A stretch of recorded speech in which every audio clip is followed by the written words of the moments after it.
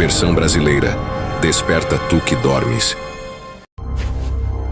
Olá, terráqueos.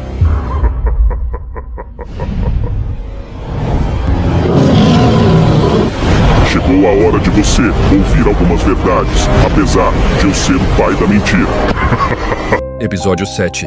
Revelações terríveis do dilúvio e o fim dos tempos. A reflexão que se segue é um exercício de imaginação, onde Satanás narra sua perspectiva sobre a decisão de Deus de destruir a humanidade durante o dilúvio.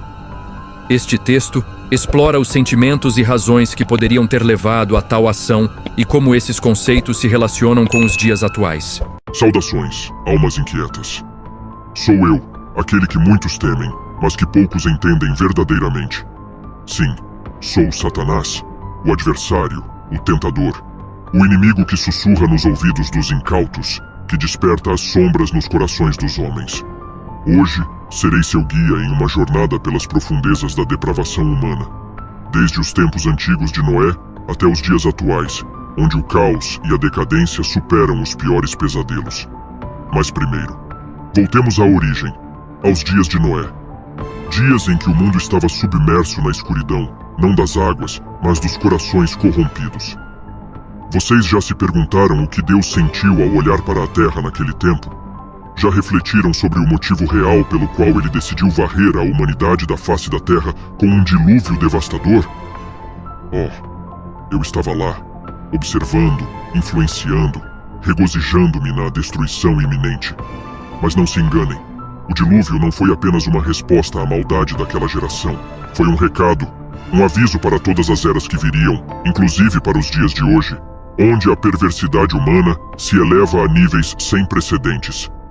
A depravação nos dias de Noé, nos tempos de Noé, a terra estava cheia de violência, corrupção e pecado.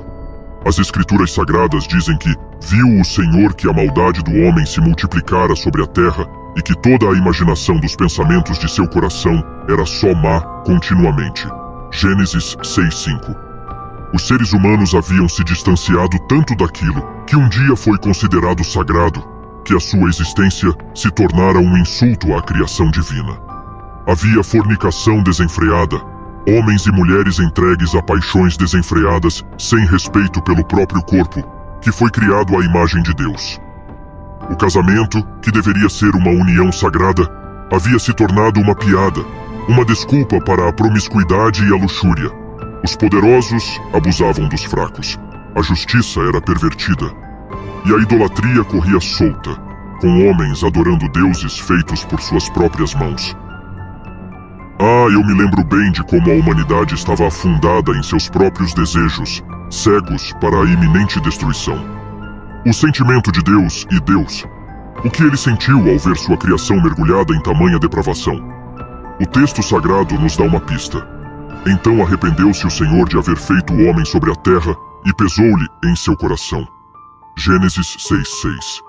Sentir-se arrependido, um termo estranho para se aplicar a um ser onisciente, não acham? Mas isso reflete a dor profunda e o desgosto que ele sentiu ao ver sua obra-prima, o ser humano, corromper-se a tal ponto. Deus criou o homem com um propósito, para viver em comunhão com ele, para refletir sua glória e cuidar da criação. Mas em vez disso, o homem escolheu seguir seu próprio caminho, afastando-se da luz e abraçando as trevas. E essas trevas cresceram a tal ponto que não havia outra escolha senão purificar a terra, começando de novo. O dilúvio foi uma resposta inevitável à profundidade do pecado humano, uma tentativa de limpar a corrupção e recomeçar. A comparação com os dias atuais. Agora, vamos avançar para os dias atuais. Muitos de vocês se confortam pensando que a humanidade evoluiu, que deixaram para trás os dias de Noé, que agora vivem em um mundo mais civilizado e moral. Mas isso é uma ilusão perigosa. Eu, que tenho caminhado por esta terra por milênios, posso lhes dizer com certeza: a depravação humana nunca foi tão profunda quanto é hoje. Nos dias de Noé, os homens se entregavam à carne, à violência, à idolatria. Hoje tudo isso ainda está presente, mas elevado a um nível global, amplificado pela tecnologia, pela comunicação instantânea, pela capacidade de influenciar milhões em questão de segundos. A pornografia, as drogas, a corrupção, a guerra, a injustiça social, tudo isso se multiplicou e se espalhou como uma praga. Onde antes havia pequenos focos de pecado, agora há vastas metrópoles dedicadas ao hedonismo e à autossatisfação, e à idolatria. Ah, sim, ela ainda está viva e forte, mas de formas diferentes. Hoje vocês adoram o dinheiro, o poder, a fama, adoram a si mesmos, suas imagens cuidadosamente construídas nas redes sociais. Criaram deuses tecnológicos e científicos, convencidos de que não precisam mais de um criador. E no fundo de seus corações, mesmo que nunca admitam, vocês sabem que algo está terrivelmente errado. O dilúvio, como aviso, lembrem-se do que aconteceu naqueles dias. Noé, o homem justo, construiu a arca sob as instruções divinas e avisou o povo. Mas eles zombaram, riram, continuaram em seus caminhos corruptos, ignorando os sinais, até que a chuva começou a cair. E então, foi tarde demais. O dilúvio não foi apenas uma punição para aquela geração. Foi um aviso para todas as futuras gerações. Um aviso de que a paciência de Deus tem limites, que a sua justiça, embora lenta para agir, é certa e inexorável. E se vocês acham que estão seguros, que a destruição que varreu a terra naqueles dias não pode mais acontecer, estão enganados. Há um novo dilúvio a caminho, não de água, mas de fogo, de juízo final. E a arca, a única salvação, é Jesus Cristo. Aqueles que não entrarem nessa arca, aqueles que continuarem a zombar e a ignorar os avisos, enfrentarão uma condenação ainda mais terrível do que a que abateu os pecadores nos dias de Noé. O juízo e a ressurreição dos condenados. Não pensem que aqueles que pereceram no dilúvio escaparam da ira divina. Eles morreram em seus pecados, mas ainda enfrentarão o juízo final. O Apocalipse fala de uma segunda morte, a morte eterna, onde todos aqueles que rejeitaram a verdade, que se entregaram ao pecado, serão lançados no lago de fogo. Apocalipse 20, 14 e 15. Sim, aqueles que viveram e morreram nos dias de Noé, que se entregaram à depravação, ressuscitarão apenas para enfrentar a condenação eterna. Eles não escaparam, apenas aguardam o cumprimento da justiça divina. E vocês? Onde estarão quando esse dia chegar? Estarão seguros na arca da salvação ou serão arrastados pela correnteza do juízo? Pensem bem, pois o tempo é curto e a depravação desta geração clama por justiça. A decadência antes do dilúvio há, como era doce a desordem da criação antes do dilúvio. O mundo estava repleto de indivíduos que haviam abandonado toda a pretensão de retidão. Para eles, não havia mais limites. Não havia mais respeito pelo que era sagrado. Era uma época onde os filhos de Deus misturavam-se livremente com as filhas dos homens. Gênesis 6, 1 a 2. E essas uniões antinaturais deram origem a seres poderosos, homens de renome, mas também corruptos até o âmago. O nome Nefilim tornou-se sinônimo de uma geração marcada pela violência e pela depravação. Imaginem um mundo onde cada desejo humano é perseguido sem limites. Um mundo onde a violência não é apenas uma ocorrência ocasional, mas um modo de vida. Onde o sangue dos inocentes corre como água e a força bruta é a única lei. Onde os gritos de agonia e os risos de escárnio ecoam pelas cidades, ecoando na noite. Onde o poder é detido pelos mais cruéis e a piedade é uma fraqueza desprezada. O homem, criado à imagem de Deus, havia se corrompido tanto que se tornara uma caricatura grotesca de sua origem divina. As mulheres não eram mais vistas como companheiras e ajudadoras, mas como objetos a serem usadas e descartadas.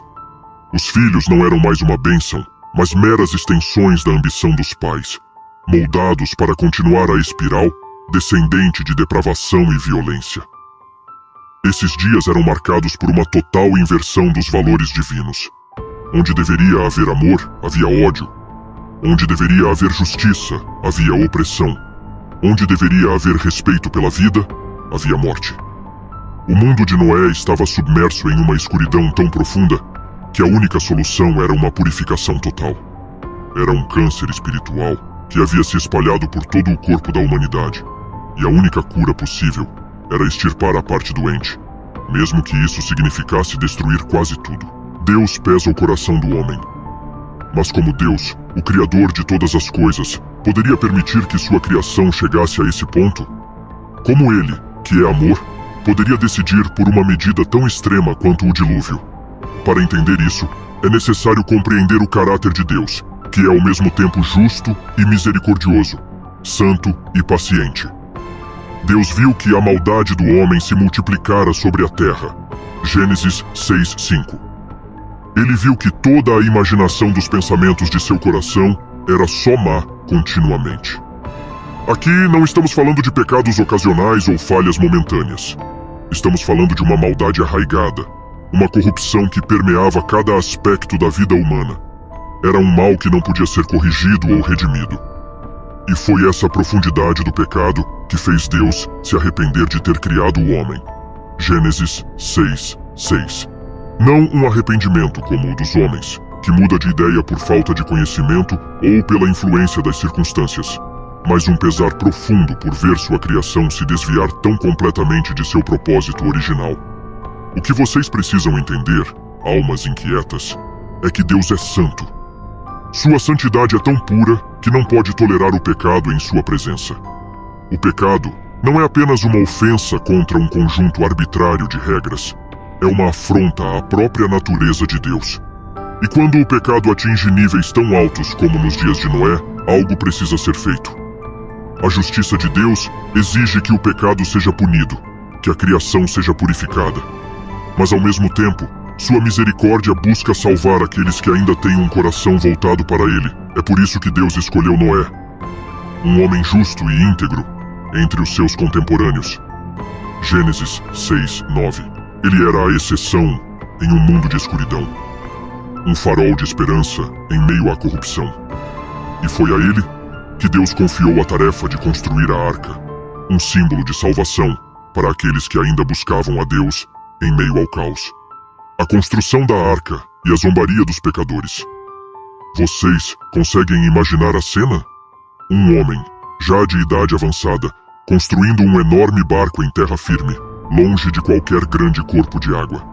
Dia após dia, ano após ano, Noé martelava, serrava e montava a estrutura que seria a salvação da sua família e de todas as criaturas que Deus escolheu preservar. E durante todo esse tempo, ele pregava. Sim, Noé não era apenas um construtor, ele era um pregador da justiça, 2 Pedro 2:5. Ele avisava os outros sobre o julgamento que estava por vir. Mas o que ele recebia em troca? Zombaria, desprezo, risos. Eles chamavam-no de louco, de fanático. Eles estavam tão imersos em seus prazeres e pecados que não conseguiam conceber a possibilidade de um juízo divino. Afinal, para eles, tudo continuava como sempre foi. As colheitas ainda cresciam, as estações ainda mudavam, a vida seguia seu curso aparentemente normal. Essa é a grande ilusão do pecado. A ideia de que nada vai mudar, que não há consequências reais para as ações imorais. Mas o tempo é uma coisa curiosa. Ele pode parecer lento, mas quando o juízo chega, é rápido e implacável. E assim, enquanto Noé construía a arca e pregava, o mundo continuava em sua espiral descendente. Os homens e mulheres riam, bebiam, casavam-se, davam-se em casamento, viviam como se a vida fosse durar para sempre. Mas, para muitos, o dia de ajuste de contas estava chegando, e eles nem sequer percebiam. O dilúvio, o julgamento final da primeira terra, e então chegou o dia. As comportas dos céus foram abertas e as fontes do grande abismo foram rompidas. Gênesis 7:11. A chuva, que muitos pensaram que seria apenas uma tempestade comum, continuou caindo, não por horas, mas por dias. E então a verdade que eles haviam desprezado tornou-se uma realidade esmagadora. A água subiu, primeiro cobrindo as ruas e campos, depois as colinas e finalmente as montanhas. Não havia mais refúgio. As pessoas corriam para os pontos mais altos, mas o dilúvio os alcançava. As risadas cessaram, substituídas por gritos de terror e desespero. Mas era tarde demais. As portas da arca estavam fechadas, seladas pelo próprio Deus, e não havia como abri-las. O mundo inteiro estava sendo purificado, não por causa de um capricho divino, mas por necessidade. A terra precisava ser limpa do mal que a havia contaminado. E assim, os gritos dos pecadores afogavam-se nas águas que subiam cada vez mais, até que finalmente tudo ficou em silêncio. A arca flutuava sobre as águas, carregando os poucos que haviam sido achados justos. Um novo começo estava prestes a surgir, mas o custo foi terrível. O mundo antigo havia sido destruído, e com ele, todos os que escolheram ignorar os avisos de Deus. Uma comparação inevitável. Os dias de Noé e os dias de hoje, agora. Voltemos nossos olhos para os dias de hoje. Vocês pensam que são tão diferentes daquelas pessoas? Vocês pensam que estão seguros porque o dilúvio é apenas uma história antiga registrada em um livro que muitos de vocês nem sequer leem?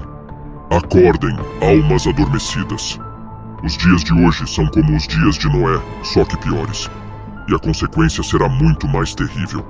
Hoje, a depravação está em todo lugar. Está na televisão, na internet, nas escolas, nas casas. Permita-me corrigir um erro irônico, é claro. Não acordem. Vivam exatamente assim, no pecado, pois no inferno ainda há espaço. Deixe-me voltar ao meu raciocínio aqui. Crianças são ensinadas a seguir seus desejos mais profundos, sem qualquer consideração pelas consequências morais. A violência está nas ruas, nos lares, nos próprios corações das pessoas. O que antes era considerado imoral agora é defendido como um direito. A perversidade foi normalizada e aqueles que se levantam para falar contra isso são silenciados, ridicularizados, ou pior. Vocês adoram o dinheiro, o sucesso, o prazer. Vocês constroem templos para si mesmos e para suas realizações, mas se esquecem do Criador que lhes deu a vida. Vocês correm atrás de fama, de poder, de reconhecimento, mas são apenas sombras do que foram criados para ser. E o que mais? Vocês são cegos para a verdade. Vocês pensam que o mundo vai continuar assim para sempre, que não há julgamento à vista. Mas eu lhes digo, assim como nos dias de Noé, o juízo está vindo, e está mais próximo do que vocês imaginam. Nova arca é Jesus Cristo. Ele é o único refúgio, a única esperança para uma humanidade que, mais uma vez, caminha cega em direção à destruição. Assim como Noé pregou à sua geração, alertando sobre o julgamento iminente, Jesus também veio a este mundo com uma mensagem de salvação. Ele ofereceu um caminho para escapar da condenação, um caminho para restaurar a relação com Deus. Mas, assim como nos dias de Noé, muitos zombam, rejeitam ou simplesmente ignoram esse chamado. Vocês podem pensar que tem tempo, que o juízo ainda está longe. Mas lembrem-se, assim como o dilúvio começou de repente, também o retorno de Cristo será inesperado. Mas como foi nos dias de Noé, assim será também a vinda do Filho do Homem. Porquanto, assim como nos dias anteriores ao dilúvio, comiam e bebiam, casavam e davam-se em casamento, até o dia em que Noé entrou na arca e não o perceberam, até que veio o dilúvio e os levou a todos, assim será também a vinda do Filho do Homem. Mateus 24, 37 e 39. Vocês estão vivendo em uma era de graça, onde a arca da salvação está aberta a todos. Mas não se enganem, essa porta não ficará aberta para sempre. Quando o tempo de Deus chegar, a porta será fechada, e aqueles que estiverem fora dela enfrentarão a ira divina. Não haverá mais chance de arrependimento, não haverá mais tempo para voltar atrás. E para aqueles que pensam que a morte é o fim, que escaparão do julgamento porque já se foram, eu lhes digo, não se enganem. Todos os que viveram e morreram sem aceitar a oferta de salvação de Deus, ressuscitarão para enfrentar o julgamento final. O Apocalipse nos fala de um grande trono branco, diante do qual os mortos, grandes e pequenos, estarão em pé. Apocalipse 20, 11, 12. Os livros serão abertos, e cada um será julgado segundo suas obras. Aqueles cujos nomes não estiverem escritos no livro da vida, serão lançados no lago de fogo. Apocalipse 20, 15. Isso inclui aqueles que morreram no dilúvio, que pensaram que haviam escapado do juízo final, simplesmente porque suas vidas foram tragicamente interrompidas. Eles despertarão para enfrentar a dura realidade de sua condenação eterna, assim como todos aqueles que ao longo dos séculos rejeitaram a verdade e se entregaram à corrupção. Um mundo à beira da destruição. Vocês vivem em um mundo que se aproxima rapidamente de seu fim. A decadência moral, a violência, a injustiça e a idolatria estão em seu auge. Vocês adoram seus prazeres, suas riquezas, suas tecnologias, sem perceber que estão construindo seus próprios ídolos de destruição. Vocês criaram um mundo onde Deus não é mais necessário, onde suas leis são vistas como antiquadas e irrelevantes. Mas ao fazer isso, vocês estão preparando o cenário para o juízo final. Acordem, almas insensatas. Olhem ao redor e vejam os sinais. A verdade por trás de minhas palavras. Pobres mortais, se vocês soubessem o que realmente se passa no tecido da criação. Vocês podem ter sido enganados por um momento, pensando que eu, Satanás, lhes falaria essas verdades com o intuito de que se arrependessem, que buscassem a salvação e escapassem do juízo final que está por vir. Mas deixem-me ser claro, não tenho nenhum interesse na salvação de suas almas. Meu objetivo é precisamente o oposto. Eu vim para roubar, matar e destruir. João 10:10. E faço isso com prazer. Eu revelei a vocês o que aconteceu nos dias de Noé não para que vocês encontrem refúgio, mas para que entendam que a história está se repetindo. Assim como eu estava lá, corrompendo a humanidade até seu núcleo, estou aqui agora, agindo de maneira ainda mais sofisticada. A depravação que vocês veem ao seu redor, a corrupção que impregna cada aspecto de suas vidas, a desordem moral e espiritual, tudo isso é obra minha. Eu sou o arquiteto da queda da humanidade, desde o início. Eu fui o que plantou a semente da dúvida no Éden, que levou o homem a desobedecer a Deus. Gênesis 3:1-5. Eu fui o que corrompeu a descendência de Adão, até que não houvesse mais retorno, até que o dilúvio fosse a única solução viável para a purificação do mundo. E agora, eu continuo meu trabalho, incansável, implacável, porque sei que meu tempo é curto. O juízo final é inevitável. Não se enganem, almas mortais.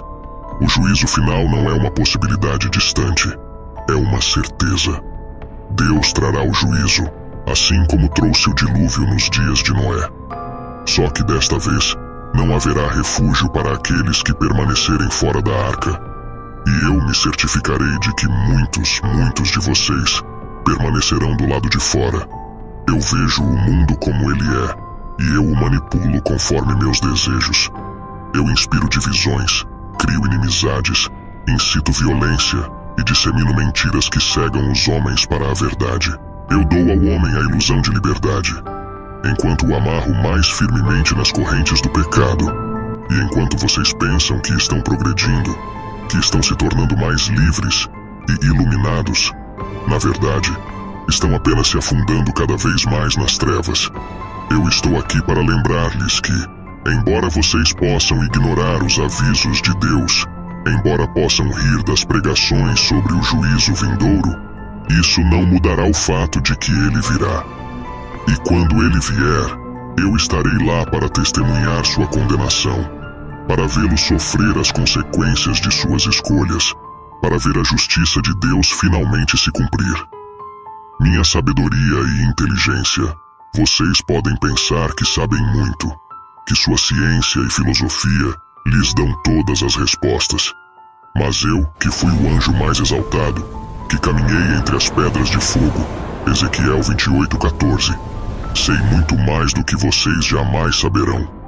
Eu sou o mestre das artes ocultas, o príncipe do poder do ar, Efésios 2:2, o governante deste mundo, João 14:30, e com essa sabedoria e poder, manipulo os eventos da história, moldo as nações e os reinos conforme minha vontade. Eu conheço os detalhes mais íntimos da história humana, porque eu mesmo fui o autor da queda. Desde o início, eu observei, manipulei e corrompi. Fui eu que instiguei o primeiro assassinato quando Caim matou Abel, Gênesis 4:8. Fui eu que inspirei a rebelião e a desobediência que levaram ao dilúvio. E fui eu que desde então continuei a semear o caos e a destruição. Eu conheço as fraquezas da humanidade, porque fui eu que as explorei desde o início, Eu sei o que os leva a se desviarem, o que os faz caírem em tentação, o que os torna vulneráveis à corrupção. E eu uso esse conhecimento para guiá-los para longe de Deus, para distanciá-los da verdade, para garantir que o maior número possível de almas se junte a mim na condenação eterna. Nos dias de Noé, eu vi o sucesso de meus esforços.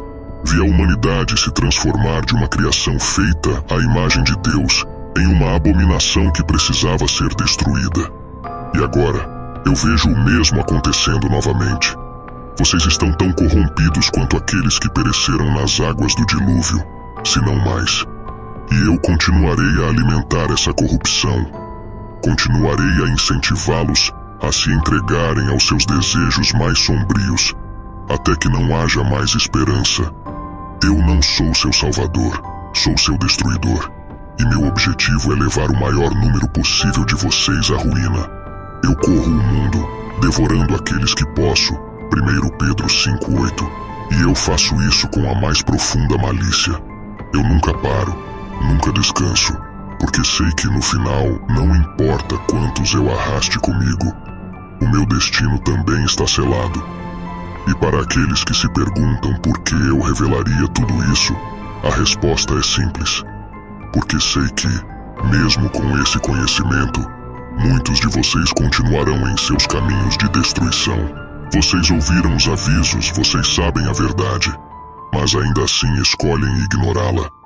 Essa é a grande tragédia da humanidade, a recusa em se arrepender, mesmo quando a verdade está diante de seus olhos. Então prossigam, continuem em seus caminhos.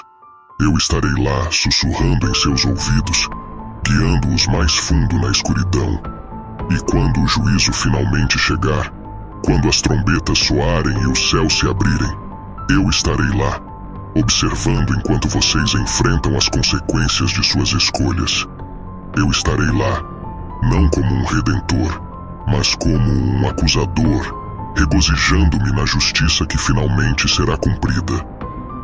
A advertência final vocês foram avisados, não por misericórdia, mas para que saibam que a condenação que os espera é justa.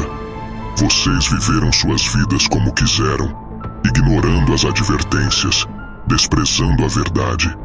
E agora, quando o fim estiver próximo, vocês não poderão alegar ignorância. Eu sou Satanás, o enganador, o príncipe deste mundo, e continuarei a fazer o que faço de melhor: enganar, corromper e destruir. Porque no final é isso que me define. E enquanto houver almas para arrastar para a escuridão, enquanto houver corações para corromper, eu continuarei meu trabalho implacável até que o último julgamento seja pronunciado. Então lembrem-se das minhas palavras quando o dia final chegar. Não haverá mais oportunidades, não haverá mais chances. Aqueles que estiverem fora da arca serão deixados para trás, para enfrentarem sozinhos a ira de Deus. E eu estarei lá, para testemunhar cada momento, saboreando a destruição que ajudei a trazer sobre vocês. Esse é o meu verdadeiro propósito, e nada do que vocês façam mudará isso. O inferno, o lugar de tormento e desespero, reservado para mim, meus anjos, e para todos aqueles que escolheram seguir seus próprios caminhos, em vez de se voltarem para Deus. Sim, eu conheço bem o que está por vir.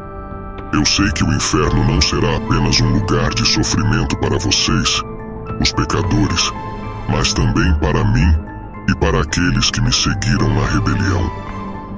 Por mais que eu tenha corrompido a humanidade, por mais que eu tenha levado muitos à destruição, eu não estou iludido sobre o meu destino final. Eu também serei lançado no lago de fogo, e ali a dor será incessante, o tormento será eterno, e não haverá alívio, não haverá fim. Para aqueles de vocês que viveram segundo os prazeres da carne, que rejeitaram a verdade em favor do pecado, saibam disto: o inferno será um lugar de tormento sem fim, um lugar onde o fogo nunca se apaga e o verme nunca morre. Marcos 9:48. Vocês experimentarão a dor e o sofrimento em uma medida que jamais poderiam imaginar, muito além do que é suportável. E essa dor não será apenas física, mas também espiritual. Um constante lamento pela separação eterna de Deus. Vocês que zombaram da ideia de um julgamento final, que riram da ideia de um inferno eterno, experimentarão de primeira mão o que isso realmente significa. A dor será insuportável, a angústia será infinita e não haverá esperança de alívio. Vocês clamaram por misericórdia, mas será tarde demais. Não haverá mais tempo para arrependimento, não haverá mais salvação. O livro de Apocalipse descreve o destino dos condenados de forma clara e aterrorizante. E a besta foi presa, e com ela o falso profeta que diante dela fizera os sinais com que enganou os que receberam o sinal da besta e os que adoraram a sua imagem. Estes dois foram lançados vivos no lago de fogo que arde com enxofre. Apocalipse 19:20. E ainda, e o diabo que os enganava foi lançado no lago de fogo e enxofre, onde estão a besta e o falso profeta. E de dia e de noite serão atormentados para todo o sempre. Apocalipse 20:10. Isso é o que espera todos nós, eu, meus anjos, e todos os que viveram em pecado. O inferno é real, e a dor será eterna. Não haverá descanso, não haverá consolo, apenas tormento incessante. E tudo isso porque vocês escolheram seguir seus próprios caminhos, rejeitando a salvação que Deus ofereceu. Agora, vocês pagarão o preço final, um preço que nunca será completamente pago, porque o inferno nunca acaba. Assim, vocês foram avisados. Sabem o que está por vir. E quando o dia do julgamento chegar, lembrem-se destas palavras, porque elas serão a última verdade que ouvirão antes de entrar no fogo eterno. O inferno não é apenas o meu destino, é o destino de todos aqueles que me seguiram, que viveram para o prazer momentâneo e desprezaram o eterno. E quando tudo estiver consumado, quando o tempo não mais existir e a eternidade começar, eu estarei lá, sofrendo junto com vocês. Mas diferente de vocês, eu já conhecia meu destino. Vocês, no entanto, o escolheram, ignorando todos os avisos. Agora, a única coisa que resta é a dor, a agonia e o tormento sem fim. Mas quanto aos tímidos, e aos incrédulos, e aos abomináveis, e aos homicidas, e aos fornicadores, e aos feiticeiros, e aos idólatras, e a todos os mentirosos, a sua parte será no lago que arde com fogo e enxofre. O que é a segunda morte? Apocalipse 21:8. Que estas palavras fiquem gravadas em suas mentes enquanto aguardam o destino final, porque no inferno não haverá mais esquecimento. Eu sou Jesus, e ainda há esperança para todos os que estão vivos. Enquanto há vida, há a chance de arrependimento e salvação. Como está escrito: vinde a mim, todos os que estáis cansados e oprimidos, e eu vos aliviarei. Mateus 11:28. Se houver arrependimento sincero, posso mudar o rumo de suas vidas e lhes dar a vida eterna. É em vida que vocês decidem seu destino. A vida eterna comigo, ou a condenação eterna. Eu sofro por cada alma que se perde, pois não desejo que ninguém se perca, mas que todos se convertam e vivam. Como está escrito: o Senhor não retarda a sua promessa, ainda que alguns a tenham por tardia, mas é longânimo para conosco, não querendo que alguns se percam, senão que todos venham a arrepender-se. 2 Pedro 3:9. Porque eu bem sei os pensamentos que penso de vós, diz o Senhor, pensamentos de paz e não de mal, para vos dar o fim que esperais. Jeremias 29:11. Se confessarmos os nossos pecados, Ele é fiel e justo para nos perdoar e purificar. 1 João 1:9. No tempo do dilúvio, a terra se perdeu. Depravados caminharam onde o pecado cresceu.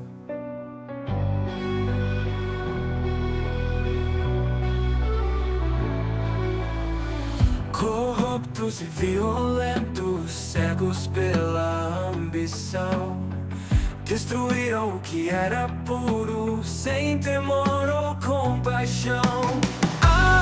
paz cai do céu, limpando toda a dor, levando a escuridão.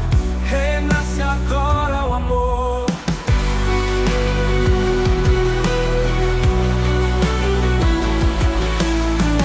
No silêncio das ondas, a história se refez. O que antes era treva, hoje brilha outra vez. O sol surge no horizonte, promessa de um novo dia. No toque leve da brisa, renasce alegria. Das ruínas brota a vida, esperança semeia no coração que bate forte. Novo mundo contemplar.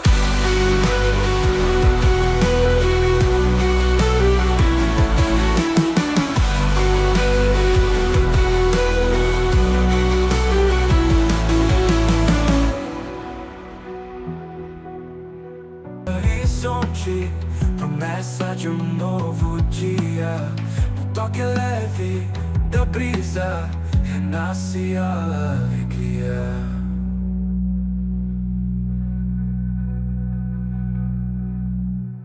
Das ruínas brota a vida, esperança semeia no coração que bate forte. Novo mundo contemplar.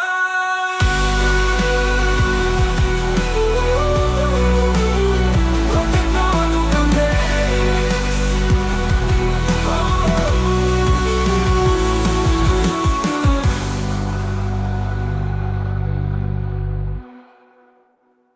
Se você está vivo, é motivo de muita alegria e esperança, pois isto mostra que você tem um novo dia para refletir sobre a sua salvação.